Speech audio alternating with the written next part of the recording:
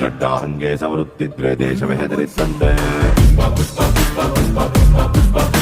ನೀ ಗುಣವಾಗೆತ್ತಿ ನಡೆಯುತ್ತಿದ್ರೆ ಹುಲಿಯೇ ಬೆದರಿತ್ತಂತೆ.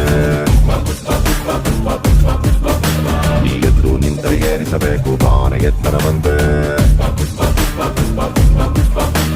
ನಿನ್ನ ಅಳೆಯಲು ಸಾಗರವನ್ನೇ ನೋಡಲೇಬೇಕಂತೆ.